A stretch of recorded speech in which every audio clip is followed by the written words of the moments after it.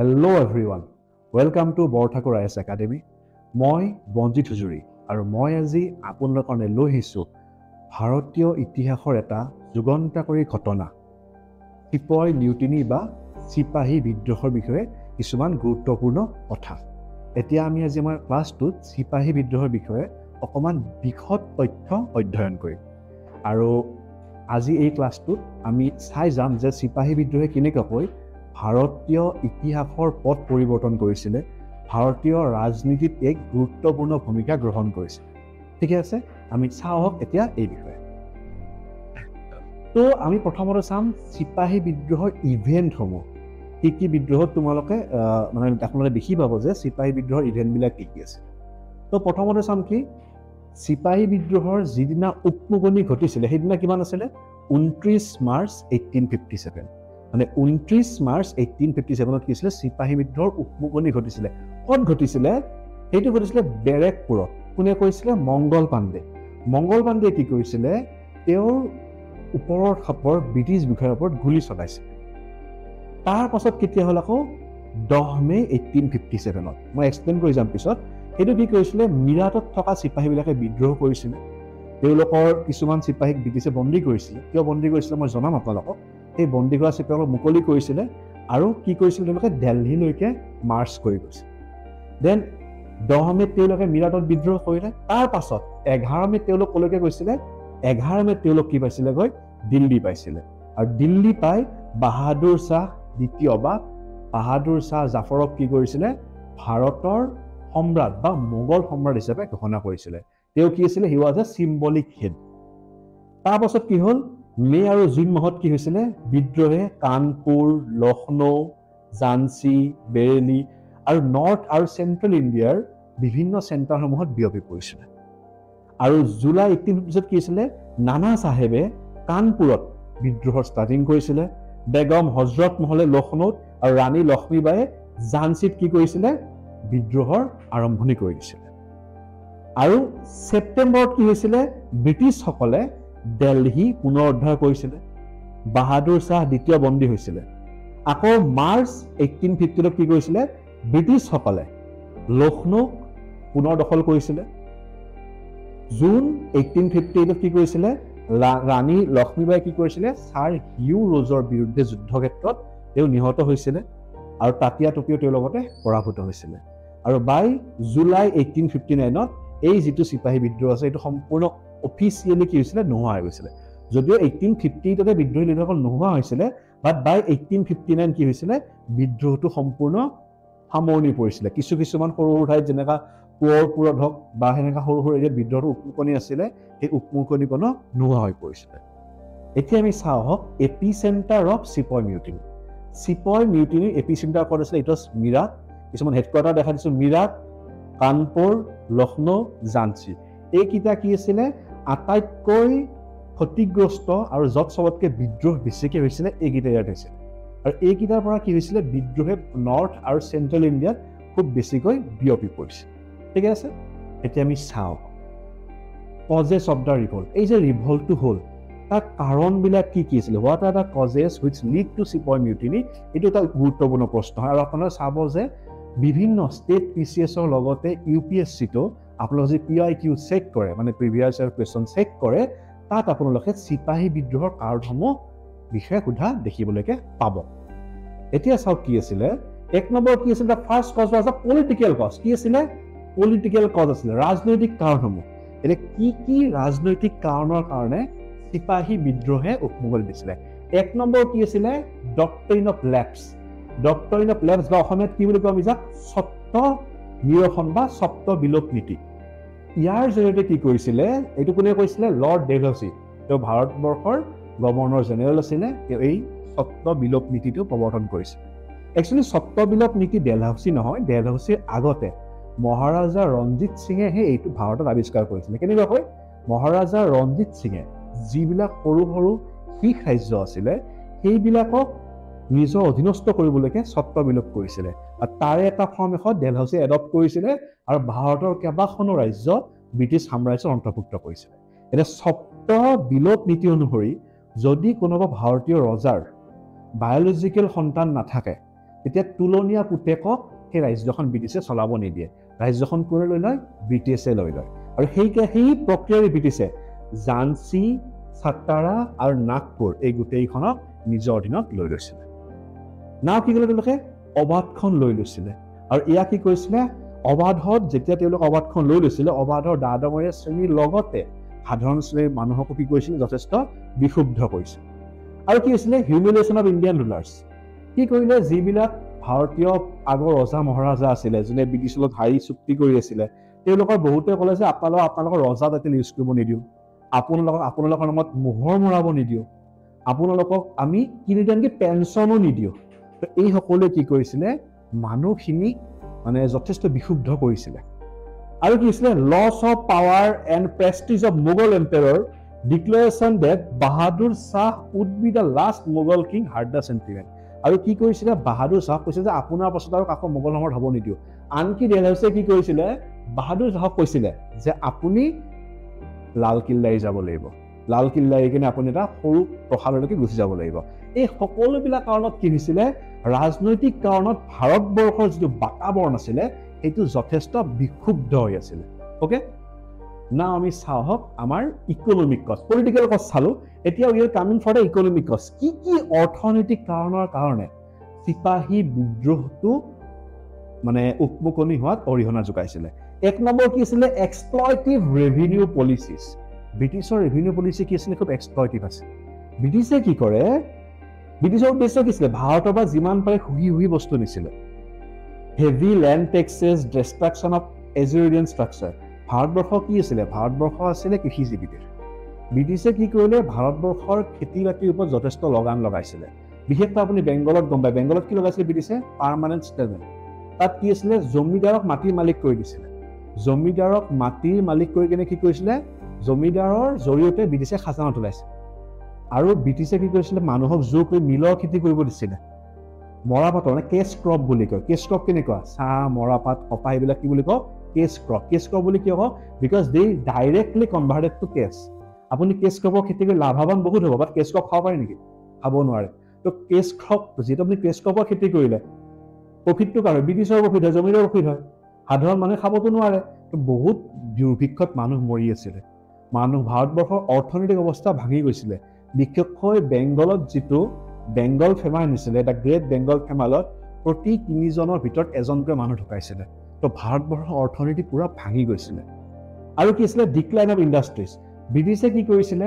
ভাৰতৰ পৰা বস্তু লৈ গৈ সেইসমূহ আকৌ ভাৰতৰ মাৰ্কেটত ইম্প'জ কৰি বেচিছিল আৰু ভাৰতৰ যিটো ট্ৰেডিশ্যনেল বা যিটো কুটীৰ শিল্প মাধ্যম আছিলে সেইটো ভাঙি পেলাইছিলে আৰু ইংলেণ্ডত কি আছিলে যন্ত্ৰ যুগৰ আৱিষ্কাৰ হৈছিলে বা যন্ত্ৰ আছিলে ভাৰতত যিটো নাছিলে তো ভাৰতীয় যিটো ট্ৰেডিশ্যনেল হেণ্ডিক্ৰাফ্ট ইণ্ডাষ্ট্ৰী হওক বা চিল্ক ইণ্ডাষ্ট্ৰী হওক সম্পূৰ্ণ ধ্বংস হৈ গৈছে আৰু কি আছিলে আনএমপ্লয়মেণ্ট প্ৰভাৰ্টি এতিয়া চাব যেতিয়া ৰজা মহাৰাজা আছিলে এখন স্থলত ৰজা থাকিলে ৰজাৰ সৈন্যবাহিনী থাকিব ৰজাৰ তাতে কাম কৰা মিস্ত্ৰী থাকে ৰজাৰ আৰ্টিষ্টানবিলাক থাকে ৰজাৰ বিষয়াই থাকে সকলোবিলাকে কাম কৰি আছিলে কিন্তু যেতিয়া ৰাজ্যখনে লৈ লয় যে ৰজাই নাথাকে সেই মানুহবিলাক কি হৈছিলে আনএমপ্লয়ড হৈ গৈছিলে আৰু খেতিৰ ওপৰত বোজা বাঢ়ি গৈছিলে বেপাৰ কৰিব নোৱাৰে যুদ্ধ কৰিবলৈ সৈন্য নাই ব্যৱসায় কৰিবলৈ মানুহ নাই ইয়াৰ ফলত কি হৈছিলে দেশৰ অৰ্থনৈতিক অৱস্থা খুব বেয়া হৈ গৈছিলে আৰু এইবিলাক কাৰণে কি হৈছিলে মানুহবিলাক ব্ৰিটিছৰ ওপৰত যথেষ্ট ক্ষুণ্ণ হৈ পৰিছিল displacement of landlord and zamindar due to revenue settlement আৰু কি হ'ল যিসকল জমিদাৰে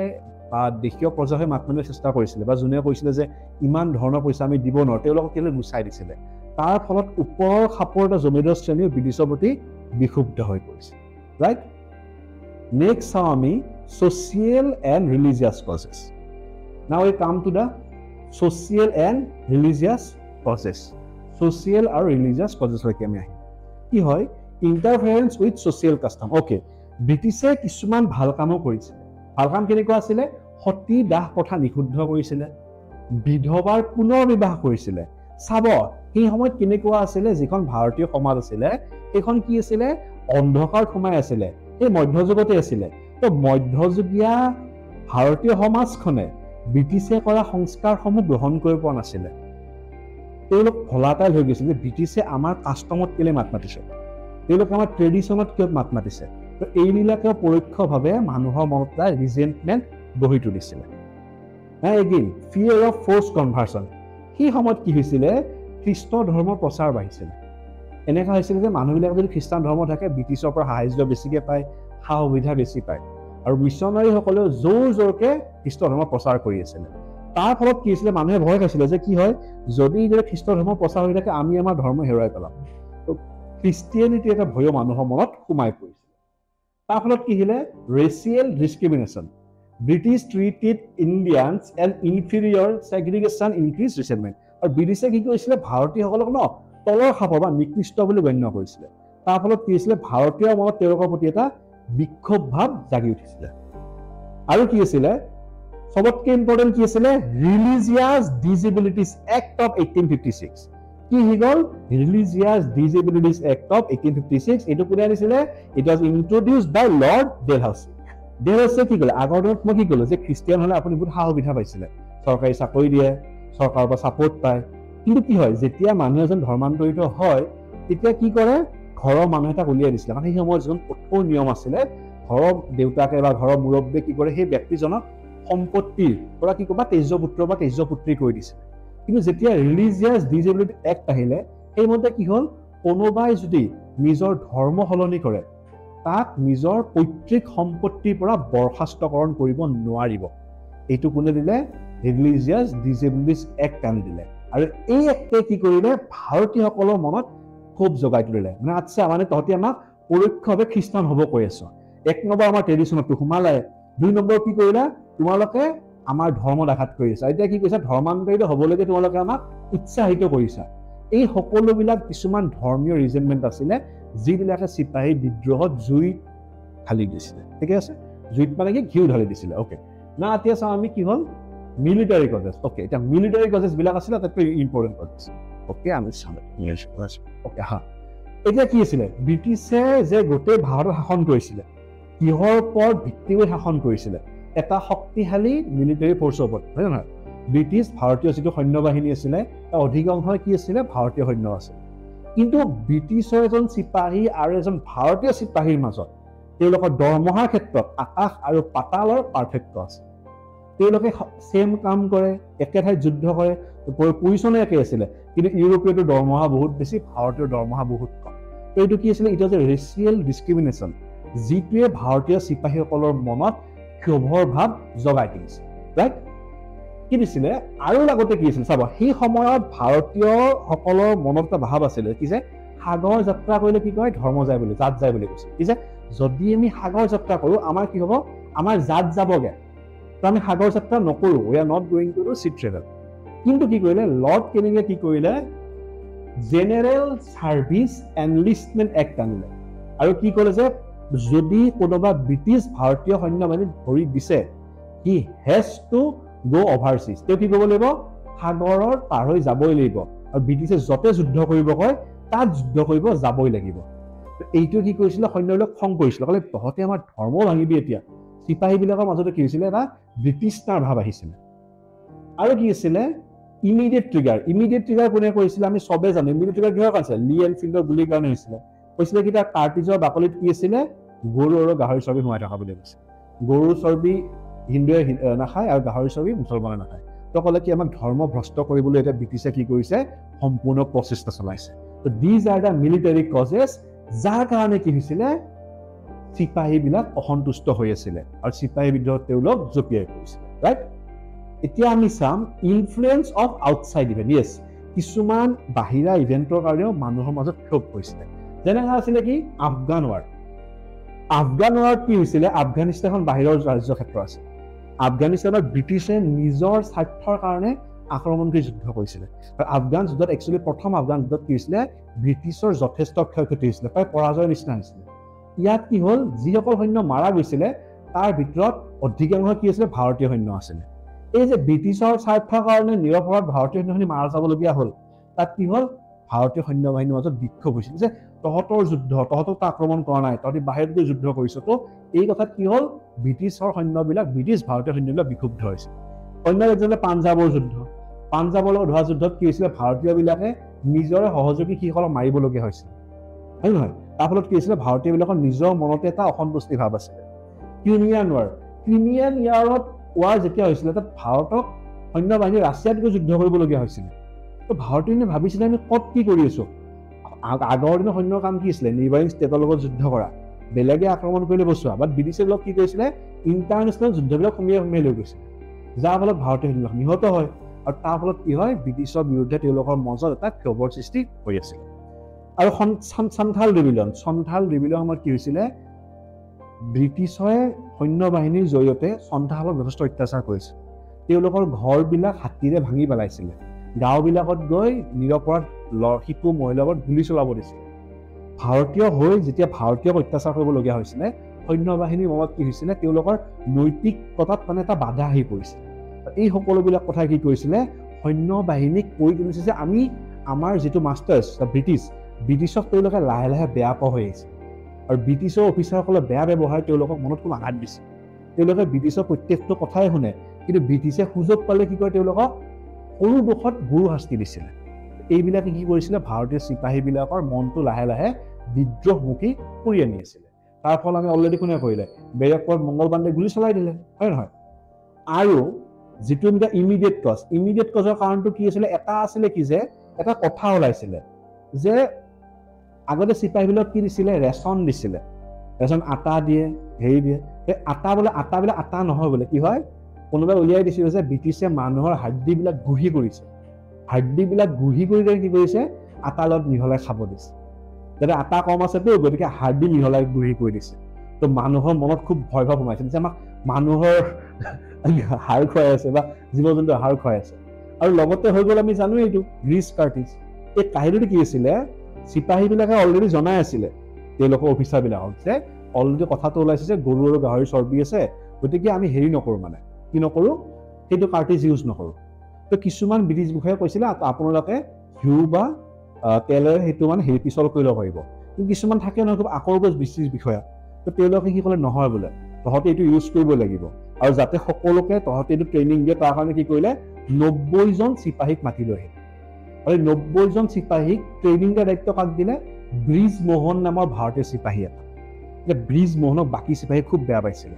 কাৰণ ব্ৰিজ মোহনে আগতে মানে নকৰিবলগীয়া কাম বহুত কৰিছিলে আৰু এই ব্ৰিজ মোহনে এতিয়া বাকী কেইজন চিপাহীক কি কৰিলে জোকালে বোলে যে বেটাহঁত মোৰতো জাত গৈছে তহঁতি জানই আজি তহঁতৰ হতে আমি বন্দুকৰ গুলি ইউজ কৰাম তহঁতৰো জাত খেদাম এই কথাত কি হ'ল এই মিৰাটত চিপাহীবিলাক খুব খং উঠিলে আৰু যেতিয়া বিদ্ৰোহ হ'বলৈ গৈছিলে সৈন্যবিলাকৰ ভিতৰত এই যে বন্দুকৰ গুলি ইউজ কৰিবলৈ নহয় 90জনৰ ভিতৰত 85জনে কি কৰিলে বন্দুক নচলায় তেতিয়া ব্ৰিটিছে কি কৰিলে গম পায় এই চিপাহীবিলাকক হাতত শিকলি লগালে কি কৰিলে শিকলি লগালে হাতত শিকলি লগাই তেওঁলোকক মানে কোনো চোৰৰ নিচিনাকৈ বান্ধি লৈ গ'ল তেওঁলোক চবকে 10 বছৰকে হস্তামুখ আৰম্ভ কৰিলে এতিয়া আকৌ তেওঁলোকে দুখ কৰিছিল নেকি একো দুখ খোৱা নাছিল তেওঁলোকে জাষ্ট তাক কৈছিলে আমি এই গুলিটো ইউজ নকৰোঁ ব্ৰিটিছ বিষয়ে ক'ব পাৰিলে আপোনালোকে তাৰ কাৰণে আগত কিছুমান জেগা ব্ৰিটিছ বেলেগ বিষয়ে কৈছিলে যে আপোনালোকে মমৰ সি বা ঘিউৰে সেইটো কাৰ্টিজটো পিছল কৰি লওক কি নকৰিলে ইয়াৰ ফলত কি হ'ল মানুহবিলাকৰ মনত খুব খং উঠিল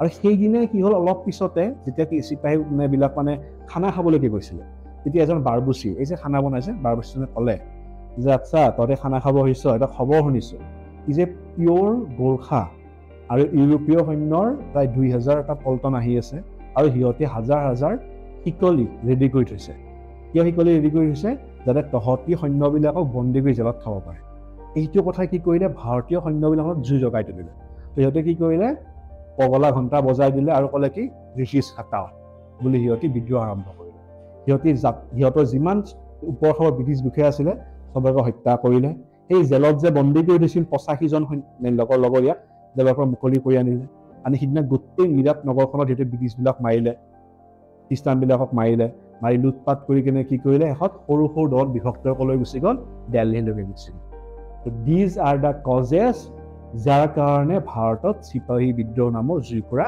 জাগি আছে ৰাইট তো এতিয়া চাম মেজৰ চেণ্টাৰ্ছ এণ্ড লিডাৰ এতিয়া মেজৰ চেণ্টাৰবিলাক কি কি আছিলে চিপাহী বিদ্ৰোহৰ কিছুমান মেজৰ চেণ্টাৰ আছিল ন আৰু লিডাৰবিলাক কোন আছিলে আমি চাওঁ ৰাইট তো 1 নম্বৰ দিল্লীত কোনে লিড দিছিলে চিম্বলিক হেড কোন আছিলে বাহাদুৰ শ্বাহ জাফৰ বা দ্বিতীয় বাহাদুৰ শ্বাহ কিন্তু বাহাদুৰ শ্বাহ বা তেওঁৰ লগত যিখিনি মানুহ আছিলে তেওঁলোকৰ লগত থকা সৈন্যখিনি কি আছিলে ইউৰোপীয় পদ্ধতিত যুদ্ধ কৰা সৈন্য they are not prepared to lead them in a European style warfare, right? তো তেওঁলোকে কি কৰিলে, বখত খান নামৰ এজন মানুহক ল'লে। বখত খান কি আছিলে, এজন আৰ্টিলাৰী থাকে যে, মানে কামান যিটো হিলদীয় সৈন্যবাহিনী থাকে, হিলদীয় সৈন্যবাহিনীৰ এজন মানে সুবেদাৰ ৰেঞ্জৰ বিষয়া আছিলে। এই বখত খানে কি কৰিলে, দিল্লীৰ চিপাহীবিলাকক নেতৃত্ব দিছে। আৰু দিল্লী ব্ৰিটিছে কেতিয়া ঘূৰাই লৈছিলে, ছেপ্টেম্বৰত 1857 দিল্লী ব্ৰিটিছে দখল কৰিছিল। এইটো কিছু ইট ৱাজ দ্য আউটকাম, ঠিকে আছে। কানপুৰত কোন আছিলে, নানা চাহেব। এই নানা চাহেব কোন আছিলে, দ্বিতীয় বাজিৰাও তুলনীয়া পুতেক। এই ৰাজ্যখন ডেলহাউছিয়ে লৈ থৈ দিছিলে। সেই কানপুৰত নানা চাহেব আৰু তেওঁৰ সহযোগী তাতিয়া টোপে বিদ্ৰোহ কৰিছিল। আৰু বহুত বিদ্ৰোহৰ পিছত কি কৰিছিলে, ব্ৰিটিছে কানপুৰৰ বিদ্ৰোহ দমন কৰিছিল। তেনেকৈ লক্ষ্ণৌত কোনে বিদ্ৰোহ দিছিলে, বেগম হজৰত মহলে লক্ষ্ণৌৰ যিটো বিদ্ৰোহ আছিলে তাৰ কি কৰিছিলে, তেওঁ লিড লৈছিলে, ৰাইট? আৰু তেওঁ পৰাভূত হৈছিলে মাৰ্চ 1815। ঝান্সীত কোনে বিদ্ৰোহৰ আগভাগ লৈছিলে, ৰাণী লক্ষ্মীবাঈয়ে ঝান্সীত বিদ্ৰোহৰ ভাগ লৈছিলে। আৰু গোটেই যিখিনি চিপাহী বিদ্ৰোহৰ যিখিনি লিডাৰ আছিলে তাৰ ভিতৰত আটাইতকৈ জাকত জিলিকা কোন হয়, ঝান্সী ৰাণী লক্ষ্মীবাঈ।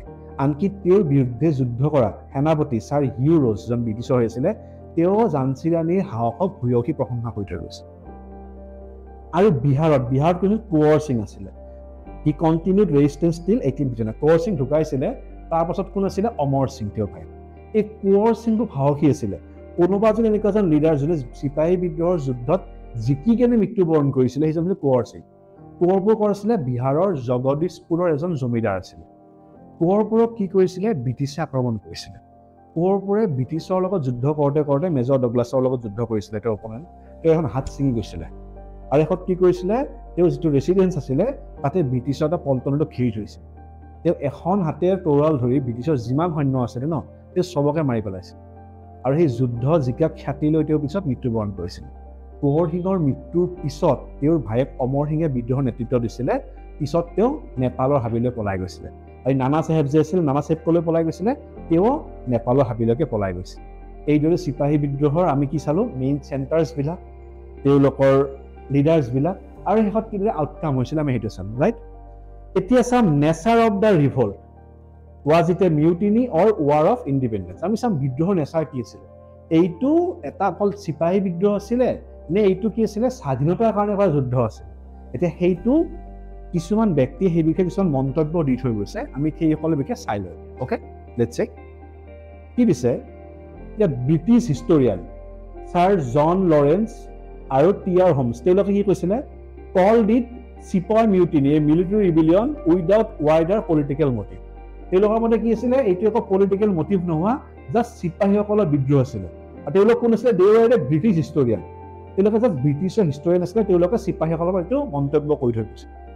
নেশ্যনেলিষ্ট হিষ্টৰিয়ান যেনেকা ভি.ডি. সাভাৰকাৰ, আৰ.চি. দত্ত, তেওঁলোকে কি বুলি কৈছিলে, saw it as the first war of Indian independence, symbol of unity against colonial rule. Savarkar কি কৈছিলে, এইটো স্বাধীনতাৰ প্ৰথম যুদ্ধ বুলি কৈছিলে। আৰু কি কৈছিলে যে কলনিয়েল শাসক বা ঔপনিৱেশিক শাসনৰ বিৰুদ্ধে ভাৰতীয়সকলৰ প্ৰথম ঐক্যবদ্ধ প্ৰচেষ্টা। আৰু মই কওঁ যে য়েছ, এইটো হয়, কাৰণ ইয়াৰ আগতে ব্ৰিটিছৰ যুদ্ধ হৈছিলে কেনেকা, মাইচৰত টিপু চুলতান, মহাৰাষ্ট্ৰত মাৰাঠা, পাঞ্জাৱত শিখ, চবে ব্ৰিটিছৰ বিৰুদ্ধে বেলেগ বেলেগকৈ যুঁজিছিলে। But it was the first event য'ত গোটেই নৰ্থ ইণ্ডিয়া, চেণ্ট্ৰেল ইণ্ডিয়া একত্ৰিত হ'ল। ন' ডাউট তাতেও কিছুমান বিশেষ বিষয় আছিলে, মানে লিডাৰ্ছ আছিলে, আৰু তেওঁলোকে নিজৰ আধিপত্য বিচাৰিছিলে। বাট তেওঁলোক আটাই কি কৰিছিলে, বাহাদুৰ শাহক নিজৰ মুৰব্বী হিচাপে চিম্বলিক হেড মানি লৈছিলে। আৰু তেওঁলোকে একগোট হৈ কাৰ বিৰুদ্ধে যুদ্ধ কৰিছিলে, ব্ৰিটিছৰ বিৰুদ্ধে। তো ব্ৰিটিছৰ বিৰুদ্ধে এইটো কি আছিলে, স্বাধীনতাৰ প্ৰথম প্ৰয়াস বুলি কোৱা কথাটোক আমি ছাপোৰ্ট কৰিব পাৰোঁ। তো এইটো অকল বিদ্ৰোহ নহয়, চিপাহীসকলৰ বিদ্ৰোহ নহয়, এইটো কি আছিলে, এইটো এটা স্বাধীনতাৰ প্ৰথম প্ৰচেষ্টা আছিল। আৰু মডাৰ্ণ ভিউ, এতিয়া আমাৰ মডাৰ্ণ ভিউ যিটো আমি ক'লো, এইটো কি কৈছিলে, it was both started as a sepoy mutiny but transform into a broader anti colonial uprising with social and political dimension.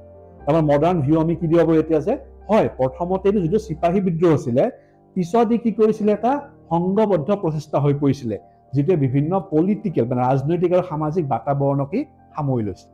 তো চিপাহী বিদ্ৰোহটো এটা চিপাহী বিদ্ৰোহ নে এইটো এটা স্বাধীনতাৰ প্ৰথম সংগ্ৰাম, হয় নে নহয়? এই বিষয়ে আমি এটা, হয় নে নহয়, এটা ক্ৰিটিকেল পইণ্ট এটা আমি পাই গ'লো, right? Next we going for impact of the revolt. এই যে ৰিভল্টটো হৈ গ'ল যে তাৰ ইম্পেক্ট আছিলে, তাৰ ইম্পেক্ট কি আছিলে হয় না, ফলাফল আছিলে, there are some impacts and what are the impacts in second. এক নম্বৰ আছিলে কি পলিটিকেল ইম্পেক্ট। তো প্ৰথম পলিটিকেল ইম্পেক্ট কি হ'ল, চিপাহী বিদ্ৰোহে কি কৰিলে ব্ৰিটিছৰ, একচুৱেলি ব্ৰিটিছ মানে ইষ্ট ইণ্ডিয়া কোম্পানীৰ যিখন ৰাজ্য ক্ষেত্ৰ আছিলে তেওঁলোকক কি কৰিলে বুনিয়া ঢিলাই দিলে, আৰু ব্ৰিটিছে ক'লে যে এতিয়া ভাৰতৰ কাৰ ৰাজ্য খতম, ইষ্ট ইণ্ডিয়া কোম্পানীৰ ৰাজ্য খতম। তো ইষ্ট ইণ্ডিয়া কোম্পানীৰ শাসন ভাৰতত খতম হ'ল, আৰু কাৰ শাসন হ'ল direct rule of British crown. Govt of India act 1858 মতে কি হ'ল, ইষ্ট ইণ্ডিয়া কোম্পানীৰ শাসন খতম হ'ল, আৰু এতিয়া ভাৰতৰ শাসন কাৰ হাতলৈকে গ'ল, ব্ৰিটিছৰ ৰাজধানীৰ বা ব্ৰিটিছৰ যিটো পাৰ্লিয়ামেণ্টৰ হাতলৈকে গ'ল। আৰু কি কৰিলে, কুইন ভিক্টৰিয়াছ প্ৰক্লেমেশ্যন অফ 1858 তেওঁ কি কৰিলে ভাৰতবৰ্ষৰ সাম্ৰাজ্ঞী হিচাপে কুইন ভিক্টৰিয়াক ঘোষণা কৰিলে। আৰু ভাৰতৰ যোন গভৰ্ণৰ জেনেৰেল আছিলে এই নতুন নামাকৰণ দিছিলে as a viceroy, was the first viceroy, his name was Lord Canning. Lord Canning কি আছিলে, এজন প্ৰথম ভাইচৰয় আছিলে, ৰাইট। নাও কামটো কি হ'ল, ব্ৰিটিছে কি কৰিলে assurance of non interference in religious matter. আৰু ব্ৰিটিছে ক'লে যে এতিয়াৰ পৰা আপোনালোকৰ ধৰ্মীয় ক্ষেত্ৰত আমি একো মাত নামাতো।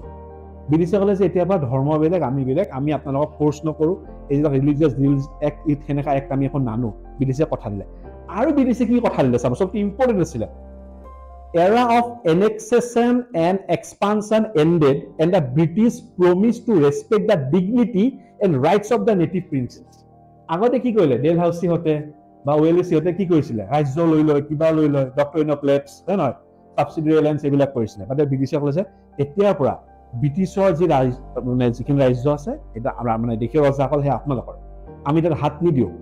আপোনালোকৰ তেতিয়া ব্ৰিটিছে দুখন ভাৰত সৃষ্টি কৰিলে, এখন কি আছিলে ব্ৰিটিছ ভাৰত আৰু এখন কি আছিলে ৰাজন্য ভাৰত বা কি প্ৰিন্সলি ষ্টেট। প্ৰিন্সলি ষ্টেট বিলাকৰ একচুৱেল যিবিলাক মানে এক্সটাৰ্নেল এফেয়াৰ ব্ৰিটিছে চাব, বা তেওঁলোকৰ ভিতৰ শাসনত তেওঁলোকৰ ৰাজ্যখন দখল কৰিবলৈ ব্ৰিটিছে প্ৰচেষ্টা নকৰে। এইটো কোনে কৰি দিলে, এইটো ইংলেণ্ডৰ পৰা তেওঁলোকে ঘোষণা কৰিলে। তাৰ ফলত কি হৈ গ'ল, যিবিলাক দেশীয় ৰজা আছিলে তেওঁলোকৰ ছাপোৰ্ট ব্ৰিটিছে বহুত দিনলৈ পালে। সেইকাৰণে তাৰ পিছত প্ৰায় 90 বছৰ যে ব্ৰিটিছে ভাৰত শাসন চলালে, সেই ৰজাসকলৰ বা সেই নোবেলসকলৰ ছাপোৰ্ট লৈ ব্ৰিটিছে যথেষ্টখিনি ভাৰতত শাসন চলাব সক্ষম হৈছে। বুজি পালেনে? এইটো আছিলে কি পলিটিকেল ইম্পেক্ট বিলাক। কি কি পলিটিকেল ইম্পেক্ট হ'ল, এতিয়া চাওঁ এডমিনিষ্ট্ৰেটিভ। কি হ'ল, Indian civil service ICS was established to improve governance. Army recognized ratio of British to Indian soldiers set at 1:2, artillery ক্ষেত্ৰত তাৰ ব্ৰিটিছ কণ্ট্ৰল। আগতে কি আছিলে, ব্ৰিটিছ সৈন্য ভাৰতত নাছিলে, এতিয়া কি কৰিলে দুজনৰ বিপৰীতে এজনকৈ ব্ৰিটিছ সৈন্য ৰখাৰ ব্যৱস্থা কৰিলে। নিজে ভাবিলে ভাই ভাৰতীয় কাৰণ বিশ্বাস কৰিব নোৱাৰি, চান্স পালে আমাক মাৰি পেলাব, তো দুটা যদি ভাৰতীয় আছে লগত এটা ব্ৰিটিছ খাব। আৰু যিটো আৰ্টিলাৰী বা যিটো হিলৰ দৰে সৈন্য বাহিনী আছিলে এইটো পুৰা কি কৰিলে ইউৰোপিয়ান কৰি দিলে। ইটা পুৰা মানে কয় নহয় বোলে যাৰ লগত কেনন আছে যুদ্ধ কিয়ে জিকিব, তো গোটেই কেননৰ কেপাচিটি খাত দিলে, ব্ৰিটিছে নিজৰ হাতলৈকে লৈ গ'ল। Policy of divide and rule. আৰু এতিয়া ব্ৰিটিছে কি কৰিলে ভাৰতীয়সকলৰ মাজত হিন্দু আৰু মুছলিমৰ যিটো বিভেদৰ হিজ বিচিবলৈকে চেষ্টা কৰিলে, right. Now I come socio' economy. এতিয়াৰ পৰা কি কৰিল, আগতে ব্ৰিটিছে কি কৰিছিলে কিছুমান ৰিফৰ্ম লৈছিলে, কিছুমান ডাঙৰ ডাঙৰ ৰিফৰ্ম, যেনেকা সতী প্ৰথা নিষিদ্ধ কৰি দিলে, বিধৱাৰ পুনৰ বিবাহ প্ৰচলন কৰিছিলে। ব্ৰিটিছে দেখিলে কি যে এইবিলাক ভাৰতীয় ভালৰ কাৰণে কৰিছোঁ, কিন্তু আকৌ আমাক বেয়া পায়, তো আমি কি কৰোঁ এতিয়াৰ পৰা ভাৰতৰ সংস্কাৰ নকৰোঁ, যি কৰিলোঁ হৈ গ'ল। আৰু এতিয়া ভাৰতক আমি ৰিফৰ্ম নকৰোঁ, ৰিফৰ্ম কৰিলে বেছিকৈ শিক্ষিত হ'ল, উল্টা কি কৰিলে আমাক ষ্ট্ৰাইক কৰিলে। এতিয়া আমি কি কৰিম, একো ৰিফৰ্ম নকৰোঁ, জেনেৰেল চলিব দে। তো ভাৰতৰ উন্নতিৰ কামটো কি কৰিলে, লেহেমীয়া কৰি দিলে। বুজি পালে নে? এতিয়া কি কৰিলে লেহেমীয়া কৰি দিলে। Reinforce racial attitudes and mistrust between ruler and subject. আৰু ইয়াৰ ফলত কি হৈ গ'ল, ভাৰতীয় আৰু ব্ৰিটিছসকলৰ মাজত, কাৰণ চাওক ব্ৰিটিছে ভাৰতীয়সকলে ব্ৰিটিছৰ বহুত সৈন্য মাৰিছিলে, আৰু ব্ৰিটিছসকলেও ভাৰতীয়সকলৰ ওপৰত ভীষণ টৰ্চাৰ কৰিছিলে। ইয়াৰ ফলত কি হৈছিলে, ভাৰতীয় আৰু ব্ৰিটিছৰ মাজত অলৰেডি এটা সম্পূৰ্ণ তেওঁলোক শাসক আৰু আমি শোষিত এটা বা শাসিত এই এটা বিভাজন আহি গ'ল। আমি তেওঁলোকক নিজৰ বুলি নাচালোঁ কেতিয়াও, ব্ৰিটিছ তহত ব্ৰিটিছে আমি ভাৰতীয়, এই ভাৱধাৰাটো আমাৰ মাজত ষ্টাৰ্টেড হৈ গ'ল। আৰু কি হৈ গ'ল, নেশ্যনেলিষ্টিক ৱেকিং। নেশ্যনেলিষ্টিক ৱেকিঙত কেনেকৈ হ'ল চাব, চিপাহী বিদ্ৰোহ হ'ল। ইমান দিনে ভাৰতত মাৰাঠা, শিখ, আফগান, মোগল হয় নহয়, চব ৰাজপুত চব বেলেগকৈ আছিলে। চিপাহী বিদ্ৰোহে কি কৰিলে, তাৰ বিৰুদ্ধে যুদ্ধ কৰিম, ব্ৰিটিছৰ বিৰুদ্ধে। এইটোৱে প্ৰথম ইভেণ্ট যে য'ত ভাৰতীয় শক্তিসকলে শেষৰবাৰৰ কাৰণে বা প্ৰথমবাৰৰ কাৰণে মানে আধুনিক যুগত প্ৰথমবাৰৰ কাৰণে একত্ৰিত হৈ এটা উমৈহতীয়া শত্ৰুৰ বিৰুদ্ধে যুদ্ধ কৰিলে। হাৰিছিল ঠিকেই, দে ৱাৰ ডিফিটেড, বাট পৰাজয় যে হ'ল সেইটোৱে তেওঁলোকৰ মনত কি কৰিলে, জাতীয়তা চেতনা সৃষ্টি কৰিলে। প্ৰথমে হাৰিলোঁ কিয়, আমি পৰাভূত কিয় হ'লোঁ, ভাৰতীয় যিটো ইতিহাস আছিলে, তেওঁলোকৰ ভাৰতীয় ইতিহাসৰ যেতিয়া পুনৰ উদ্ধাৰ বুজিলে, এই যেতিয়া আমি ভাৰতবৰ্ষত হয় নহয় এটা গল্ডেন এজ চলি আছিলে, এই ইংলেণ্ডত ব্ৰিটিছসকল কি আছিলে, কাপোৰ কানি নোহোৱাকৈ কেঁচা মঙহ খাই আছিলে, এই ব্ৰিটিছসকলে আমাক পৰাভূত কৰিছিলে। তো ভাৰতীয়সকলৰ আত্মগ্লানি হৈছিলে, ভাৰতীয়সকলৰ মনত ব্ৰিটিছৰ বিৰুদ্ধে যুদ্ধ কৰিবলৈ চেতনা পাইছিলে। ত্যাগ দেখিলে, লক্ষ্মীবাই নিহত হ'ল, কিন্তু লক্ষ্মীবাই কি কৰিলে, মহিলাসকলৰ মনত জুই জ্বলাই থৈ গ'ল যে মই নিজে নিহত হৈছোঁ যুদ্ধ কৰি। তাত চাওক, এই ব্ৰিটিছক মাৰিব পাৰি, দে কেন বি ডিফিটেড, সিহঁতক কাটিব পাৰি, ইহঁতৰ তেজ জ্বলাই। কোঁৱৰ সিঙে দেখাই থৈ গ'ল যে অকলে এজন ভাৰতীয় একেলগে 50জন ব্ৰিটিছ মাৰিব। ইয়াৰ ফলত কি হ'ল, ভাৰতীয়সকলৰ জাতিচেতনা বৃদ্ধি পাইছিলে আৰু ব্ৰিটিছৰ বিৰুদ্ধে জানিছিলে কি কৰিব, খুব বেছি মাৰি পেলাব, সেই হাতটো আহি গৈছিলে। অত দিন ধৰি শোষিত হৈ থকা ভাৰতীয় জনগণে যুঁজিবলগীয়া সাহস পাইছিলে। আৰু কি হ'ল, এতিয়াৰ পৰা এছাম নতুন নেশ্যনেলিষ্টৰ ষ্টাৰ্টিং হৈছিল। তেওঁলোকে গম পাইছিল যে অস্ত্ৰ বলে ব্ৰিটিছক নোৱাৰোঁ, তাৰ কাৰণে কি লাগিব, আমি জনচেতনা গঢ়ি তুলিব লাগিব। তেওঁলোকৰ জনচেতনা গঢ়ি তুলিবলৈ তেওঁলোক উদ্বুদ্ধ হৈছিলে, ৰাইট। তো এইবিলাক আছিলে কি কজেছবিলাক। এতিয়া চাওক, ৰিজনছ ফৰ দ্য ফেইলিয়াৰ, চিপাহী বিদ্ৰোহৰ পতন ঘটিছিলে। হোৱাট আৰ দ্য ৰিজনছ, আমি সৰুকৈ চাই লৈছোঁ। 1 নম্বৰ কি আছিলে, lack of central leadership and coordination. Yes, Bahadur Sahab যে চিম্বলিক হেড, কিন্তু তেওঁলোকৰ কি নাছিলে, কোনো মাজত কোঅৰ্ডিনেশ্যন নাছিলে, তেওঁলোকে একে সময়ত যুদ্ধ কৰা নাছিলে। ব্ৰিটিছে কেনে কি কৰিছিলে, এটা পাৰ্টিক হৰাই এটা পাৰ্টিৰ লগত যুদ্ধ কৰিবলৈ সময় পাইছিলে। Limited to north and central India, south and west remain quiet. একমাত্ৰ নৰ্থ আৰু চেণ্ট্ৰেল ইণ্ডিয়াৰ কিছুমান ঠাইতে বিদ্ৰোহ চলিছিলে, চাউথ আৰু ৱেষ্টৰ ৰাজ্যসমূহত বিদ্ৰোহ এখন আছে। ওলোটাই কিছুমান ৰাজ্য তেওঁলোক সহায়হে কৰিছিল। বিশেষকৈ দেলহিৰ যিটো বিদ্ৰোহ দমন কৰিছিলে, দেলহি বিদ্ৰোহ দমন কৰোঁতে গোৰ্খা আৰু শিখ সৈন্যই দেলহিৰ বিদ্ৰোহ সম্পূৰ্ণ দমন কৰি পেলাইছে, গম পাইছেনে। মানে ভাৰতীয় বিৰুদ্ধে যুদ্ধ কৰি চিপাহী বিদ্ৰোহটো শেষ কৰি দিছে। আৰু চবচে কি আছিলে, modern weapon and strategy favour the British. ব্ৰিটিছৰ লগত কি আধুনিক অস্ত্ৰ আছে। ভাৰতীয় বন্দুকবিলাক কি আছিলে, আগে গান পাউডাৰ ঢালি দিয়ে, এটা মেটেল বল ভৰাই সাজি কিনে গুলি মাৰে। ব্ৰিটিছৰ লগত কি আছিলে, কাৰ্টিজ আছিলে, বন্দুকত কাৰ্টিজ ভৰালে, লোড কৰিলে, গুলি কৰি দিলে। তো ভাৰতীয় গুলি মাৰিবলৈ 1 মিনিট লাগে, ব্ৰিটিছে 1 মিনিটত 6টা গুলি মাৰি।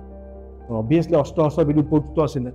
আৰু কি আছিলে, no' common ideology or planning, localise deviance, lack of communication and supply. আৰু কোনো জাগাই জাগাই বিদ্ৰোহ কৰিছে, সবাই ঘোষণা কৰিছে। আৰু ব্ৰিটিছৰ কি কমিউনিকেশ্যন ভাল আছিলে, তেওঁলোকে টেলিগ্ৰাফ ইউজ কৰিছিলে, ৰেল লাইন ইউজ কৰিছিলে, সৈন্যবাহিনীৰ হাতত সহায় হৈছিলে। তো অবভিয়াছলি ভাৰতীয়সকল হাৰাটো এটা অলৰেডি ডেফিনেট কথা আছিলে, বাট ষ্টিল তেওঁলোকে যুদ্ধ যে কৰিলে সেইটোৱে কি হয় আটাইতকৈ গুৰুত্বপূৰ্ণ কথা। তো এয়া কি আছিলে, আমি চিপাহী বিদ্ৰোহৰ কাৰণ, তাৰ ইফেক্ট, তাৰ হেডকোৱাৰ্টাৰ্ছবিলাক, লিডাৰ্ছবিলাক, আউটকামছবিলাক, আৰু কি কাৰণে ফেইলিয়ৰ হ'ল চালোঁ। এতিয়া আমি কি চাম, প্ৰিভিয়াৰ ইয়াৰ কুৱেশ্যন। আমি যে পঢ়িলোঁ যে আগতে প্ৰশ্ন কিছুমান আহি পাইছে, তো কেনেকুৱা টাইপৰ প্ৰশ্ন আহিছে তাৰ কেইটামান প্ৰশ্নৰ এক্সাম্পল আমি চাই ল'ম। কি চাই ল'ম, প্ৰশ্নৰ কেইটামান এক্সাম্পল চাই ল'ম, ৰাইট। এটা চাওক কি দিছিলে, এটা আছিলে the 1857 uprising was the culmination of recurrent big and small local rebellion that had occurred in the preceding 100 years of British rule. Elucidate. এইটো কি আছিলে, UPSC মেইনছৰ 2019 প্ৰেক্টিছ কৰাৰ প্ৰশ্ন। আৰু কি আছিলে, the revolt of 1857 was the first expression of organized resistance against the British Indian Company. UPSC mains 2016 আহিছিলে। Was 1857 revolt was a mere mutiny or the first order of Indian independence? 2013 UPSC পেপাৰত আহিছিলে, যে আমি discuss কৰিছোঁ already, right, ক্লাছতে। Examine the causes, nature and consequence of revolt of 1857. আমাৰ যি টপিকটো আছে গোটেইটো, ৰাইট, এইটো কিমান আছিলে, 2012 UPSC GS পেপাৰ 1ত আহিছে, ৰাইট। আৰু কি আছিলে, discuss the nature of the revolt of 1857। আমি চাইছিলোঁ নেচাৰ অফ দ্য ৰিভল্ট চাইছিলোঁ, and what were it causes and result. এইটো কি আছিলে, UPSC মেইনছ 2006 প্ৰশ্ন। তো চিপাহী বিদ্ৰোহৰ পৰা কি দেখিও, UPSC বা ষ্টেট TCS সমূহত বাৰে বাৰে প্ৰশ্ন আহি থাকে। তো আশা কৰোঁ আজি আমি যিটো টপিক এক্সপ্লেইন কৰিলোঁ, এইটোৱে আপোনালোকক এটা ফাউণ্ডেশ্যন, চিপাহী বিদ্ৰোহৰ ওপৰত এটা দিশ, এটা নতুন আইডিয়া চোৱাত সহায় কৰিব। গতিকে আমি এইদৰে সদায় নতুন ভিডিঅ'ছবিলাক লৈ আহি থাকিম। আমাৰ ভিডিঅ'ছবিলাক চাব, আমাৰ চেনেলটো লাইক, শ্বেয়াৰ, ছাবস্ক্ৰাইব কৰিব। তেতিয়ালৈকে ধন্যবাদ আৰু বিদায়।